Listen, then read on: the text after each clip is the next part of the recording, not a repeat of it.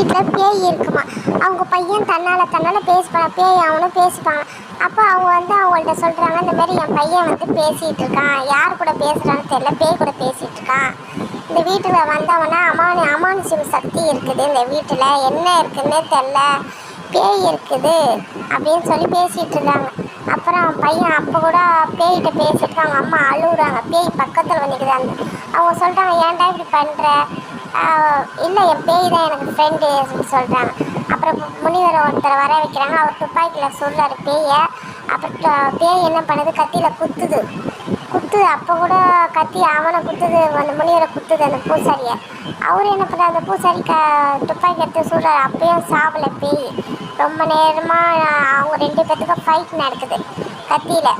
ரொம்ப நேரமாக 2 பேரும் மாற்றி ட்ரை பண்ணுறாங்க அவங்கள குத்திக்க. அப்புறம் அந்த லேடி என்ன பண்ணுறாங்கன்னா அழுகுறாங்க, தலையில் அடிச்சுக்கிட்டு அழுகுறாங்க. பையன் இப்படி ஆகிட்டானே, பேய் கூட சேர்ந்து அவன் தன்னால் பிணத்துக்கிட்டு பேசிகிட்டு இருக்கானே. 2 பேரும் ஃபைட் பண்ணிக்கிட்டே இருக்கிறாங்க ரொம்ப நேரம். பேய் சாவே மாட்டேது. அப்போ கூட சாவலை பேய். குத்துறாரு. இப்போ சாவே மாட்டேது. அந்த முனிவர் எவ்வளோ குத்தி பார்க்குறாரு, பேயை சாவடிக்கணும், இந்த பேயை விடக்கூடாது, இந்த வீட்டில் விட்டு விரட்டணும் பேயை.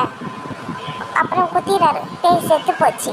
எல்லாரும் பிரமிச்சு அப்படியே நின்று பேயை பார்க்குறாங்க. குத்திட்டா சந்தோஷப்படுறாங்க.